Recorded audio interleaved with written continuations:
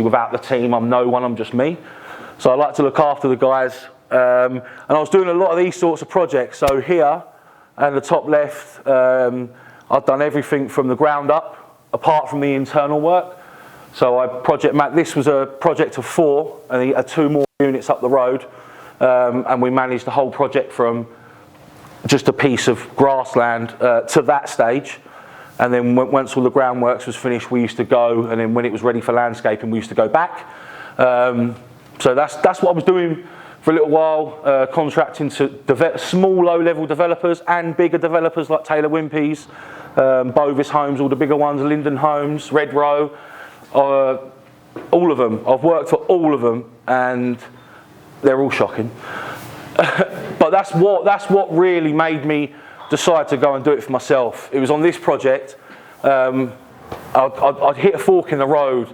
I was speaking to someone earlier and tell them, but at that time I had 35 guys working for me, and that was the most stressful time, apart from the shit I'd been through in my life, that was the most stressful time in business, because I was like an agony aunt to 35 men.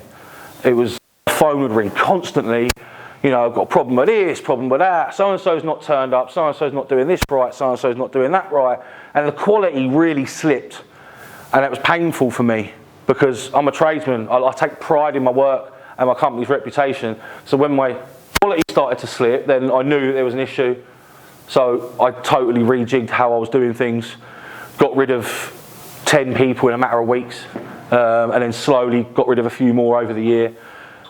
Scaled right back to having 7 guys for about 8 months. Now I've got 14, but that's taken me a couple of years to get back up to that stage and feel comfortable in hiring people again. That's a whole different conversation. Don't think I've got time to go into that today, but that's another problem that I've experienced, and I'm sure other people in this room have probably experienced with hiring people. If you work in HR or you've taken on any sort of hiring over the past few years, is I find people's attitude towards work has changed, or towards life in general as well.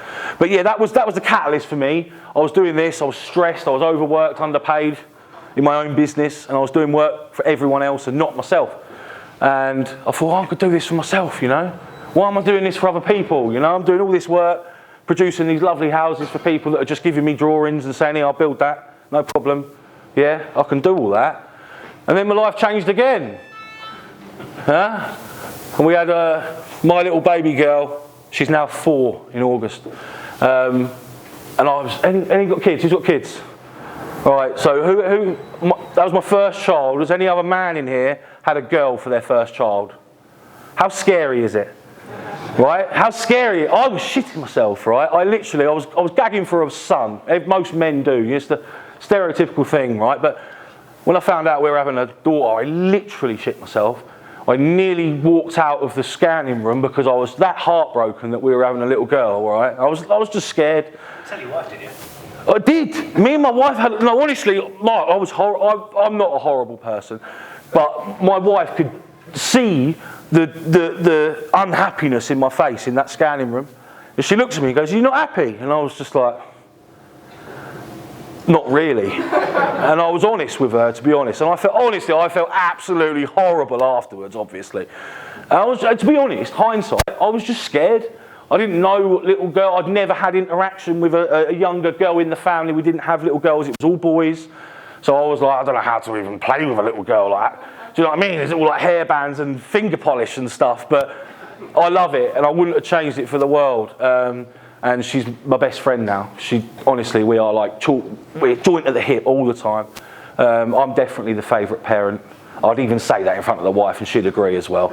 But we're like thick as thieves, me and my little girl, and that's really, you know, that's what gave me the real purpose. As soon as we started trying, we had to go through IVF, so it wasn't, you know, have a baby just like everyone else.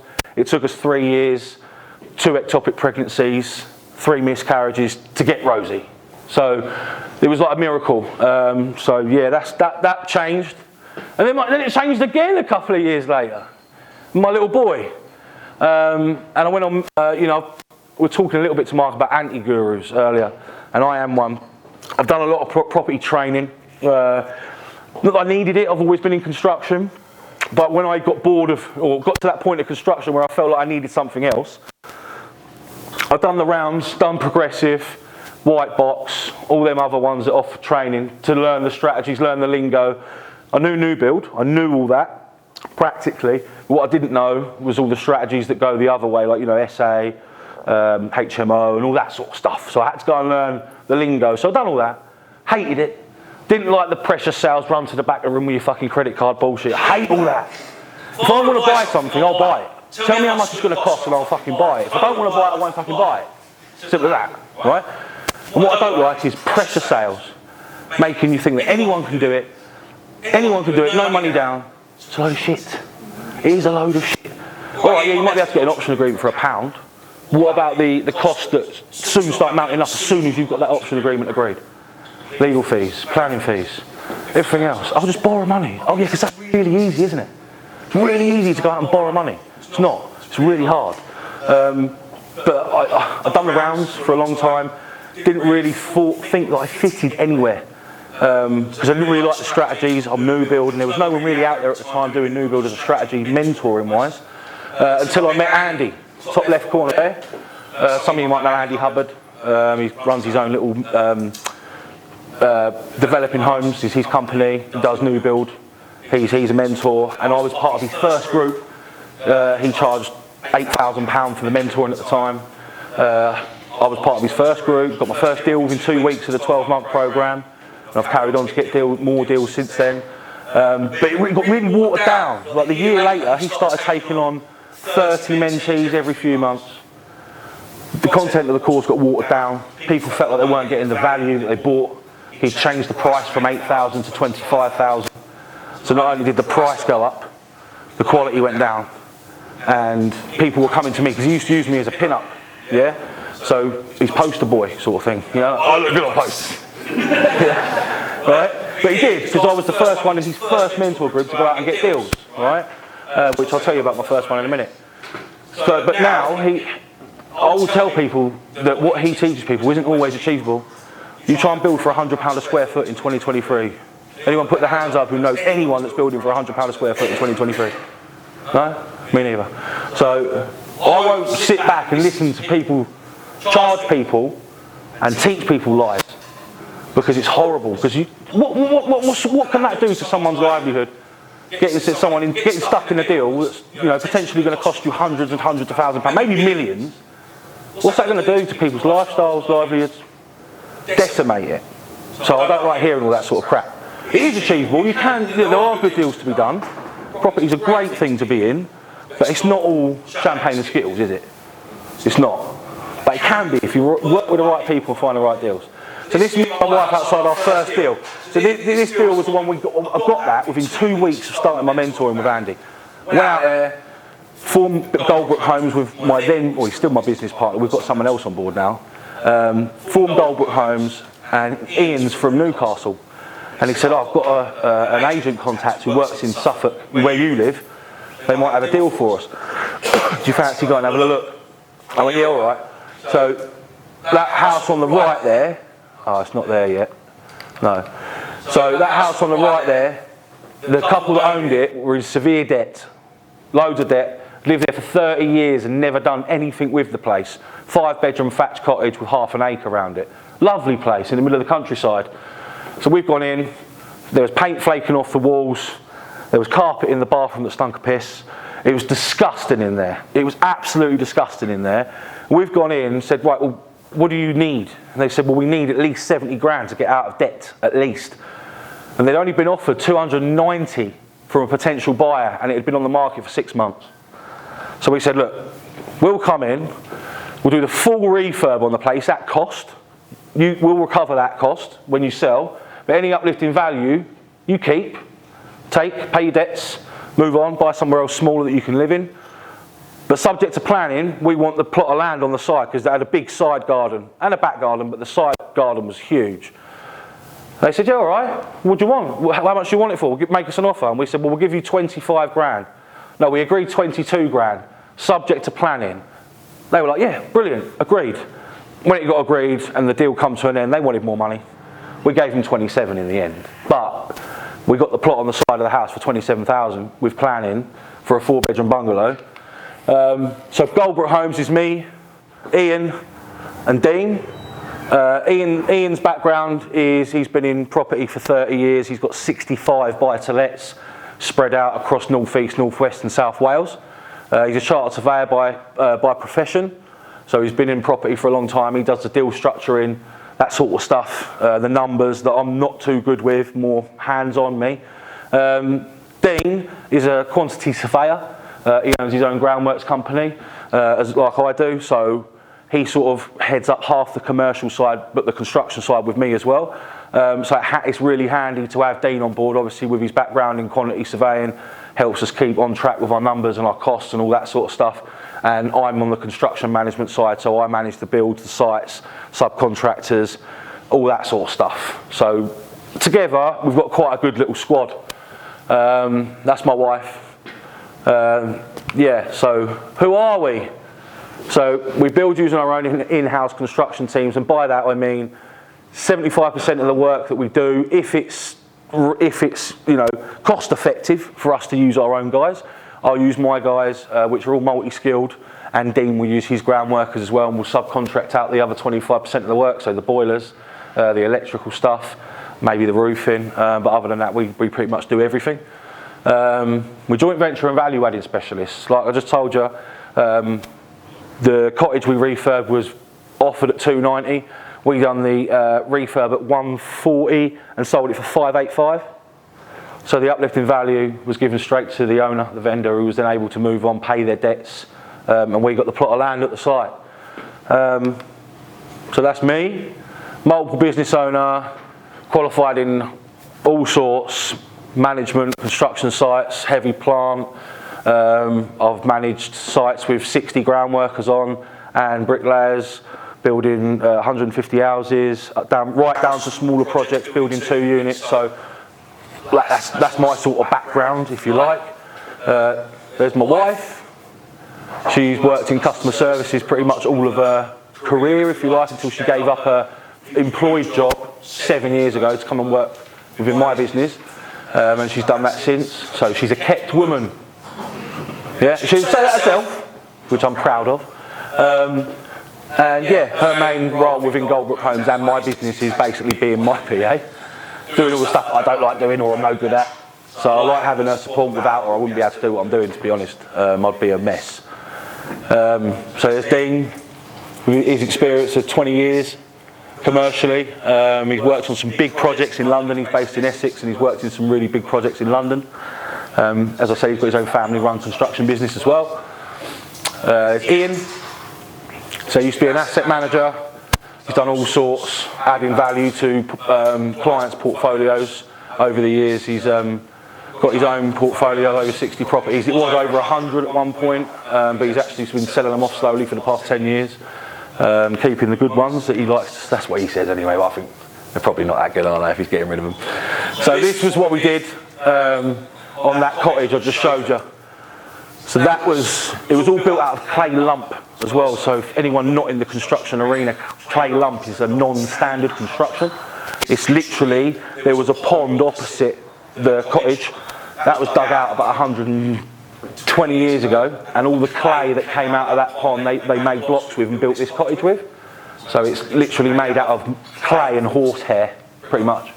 So it's absolutely horrible to work with, to try and refurb. But we've done a lot of structural work in there. There was a horrible little pokey office at the back of the house, and it used to have a door going that way, and that was a full solid wall, obviously. But we knocked the wall out, put a skylight in, blocked that door off, put a set of patio doors in, and made like a really big living room at the back of the house. You can see the difference. I don't know if you can struggle to see the picture, but the quality of that picture, the whole house was like this when we were finished. So it was top notch. We didn't spare any expenses. So the uplift for the vendor, they got £120,000 in their pocket after paying our project cost back. So they were able to not only pay their debts that they had, they were able to have a bit of cash in their pocket as well, which was a great outcome for us and them. There's the bungalow we built next door. So I don't know if you can see that. But again, what happened here is we started building that, and then COVID happened, and we hadn't ordered all of our materials. So COVID happened. I only had enough bricks to get us probably just out the ground. And then when we came back after, I don't know how long it was, 6, 7 months or whatever it was, 8 months, material prices absolutely rocketed. So the project actually ended up costing us 30% more than it would have cost us pre-COVID. And that was just down to things like steel, roof tiles being in short supply, battens and timber going through the roof. It was literally, it went absolutely crazy. Even in my construction business now, things have sort of started to, I won't say go back to normal because they haven't. I'm building extensions now for sort of 15 to 20% more now than I was 5 years ago, 4 years ago. So that has happened, and it's happening all over the place. But we still made good money out of it because we bought it right. We got it as part of the other deal. 20 grand. We actually ended up paying nearly 27 for it because, like I said, they wanted more money. But as you can see, 27 grand for that plot of land. Had a really big garden on the back as well. 4-bedroom bungalow.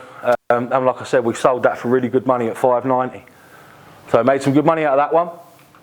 Very well, but this, oh, it's gone. Hey, so this bit of extension at the back, this was one house when we bought it. We've knocked this little extension down, and we've extended it either end and to the back, so it sort of wraps round as an L shape on both ends of the house. And we're going to chop that down the middle, or we have, should I say, and we're going to turn that into 2 3-bedroom semis. Extended obviously and all modernised, because at the moment it was an old cottage, so the ceiling heights were here. So I'm walking around the house like this. So I can actually stand up everywhere now, which is great.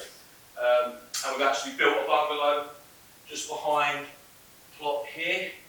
So you've got the garden, which is fairly big, and then you've got a little driveway space for all houses, then you've got a bungalow. So again, this was on the market for, that's there. That was on the market for 580, and it was on the market for about 8 months, just after we come back from COVID, and it was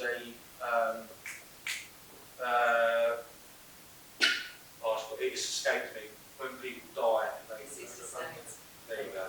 And it was that, and the kids, the family members that were selling it, 2 of the children, a sister, an auntie, they just wanted rid of it. They'd had a sale fall through already. And we just said, look, it's not worth that money. It's worth this to us as developers. This is what we can make. We were open, we had a few meetings with them, and yeah, we managed to get it off for 375. Then we got the plan. It already had planning in principle for 1 unit in the garden, so that's what really turned our nose at it. We thought, yeah, we know we could get a unit in the garden. We could see the value we could add from the original house by extending and splitting. So we're not knocking down it. All we've knocked down, literally, is that and the single garage here. So it was a couple of hours I'll dig that straight through it, bosh, job done. So that's what we're doing with that one. This one was near me. I've been in business. This just goes to show, guys, you need to tell people what you do. If you're out there looking for investment, or you're looking for plots, or you're looking for houses, you want to talk to landlords, just talk to people. Come to places like this. Talk within your circles, yeah? Because this place, I've been doing business with this guy for 5 years, renting diggers, yeah? And he'd seen what I was doing on social media, documenting my journey with the other place I just showed you, the cottage. He said, I've been watching your videos recently, they look pretty good. I was like, oh, cheers, mate. We started talking.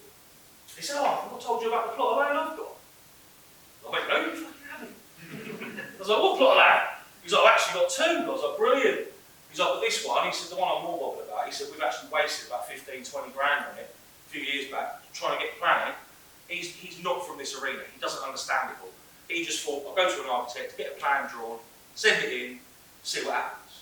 Obviously, anyone else who's done, a planning application and a serious one, they knows there's a lot more to it than just putting in a drawing, right? Surveys, all that sort of stuff. You want to pay the right consultants to give you the right information and all that stuff. So he wasted a lot of time and money and got refused. So I said, well, okay, well, I'll have a look at it. Spoke to a consultant, I know a planning consultant, had a few meetings, and he said, yeah, I think there's legs on that for you to get something on there. So we ended up getting permission for 2 bungalows approved, where my friend had wasted 2, 3 years and 15 grand. I spent nearly 13 grand, 6 months of my time, and got full planning. So we're actually going to put that on the market in October, because there's a covenant on the existing land at the moment that stipulates we can't sell it until October 23. So that's obviously October 23 is coming, so as soon as that's here, we can sell it. And that's, if anyone knows East Anglia, it's near Southwold, which is a really nice area, a very expensive area. Johnny Depp's got a house there, I think. Very expensive. Like, you drive out of Southwold into Bang Road in Lowestoft, where I live, and it's like 20 minutes away. You know what I mean? But Southwold's a really, really nice area. So that's you know, just goes to show you just need to tell people, talk to people about what you're doing. People you least expect it might have exactly what you're looking for, and you won't know until you ask. You know, you won't know. I wouldn't have known unless I'd have had the conversation. So it's just about asking the right questions to the right people and having the right conversation. And it works. So projected GDP for that one was $1 million. I'm not going to build it out. I was considering it, but with the state of the market over the past couple of years, I'm actually, you know, for the money I've spent, which is very little, I'm much better off selling it as it is, taking my cut out of it, which was 50-50, when I'll probably walk away with 100 grand plus for doing next to nothing, and just sending a few emails every couple of months, just, you know, doing that sort of thing. So that's that. This one for Golden Homes, we've got an option agreement. This is just going through legals at the moment, so, and that isn't my area. Right? I'll put it in the slides, but I don't know too much about it, because I don't deal with that area of the business. Like I said, I'm more construction based, but I know this is going on at the moment. So we've got an option agreement on some land where there's potential to hopefully put around 27 units in Cambridgeshire. You can see the figures: purchase price of 1.23 million, projected GDP of 11.9, and bill costs. That bill cost we worked out a year ago on this, maybe just under. So that could well change. But the profits are around the 3 million mark if you decided to go ahead and build it out, because that's what we do with this one when we sell it. We build it out if we do anything with it. We just go through. We're still in talks with a vendor at the moment. We get to that stage where you think you've agreed, then they move the goalpost. I don't know what about this, so we've just been going back and forth with the negotiations for the past couple of months. But I think we're nearly there with that one. So that'd be a great one. Again, hasn't got planning yet. So it's a battle we're yet to commence on, really. We're just at the stages of negotiating with the vendors before we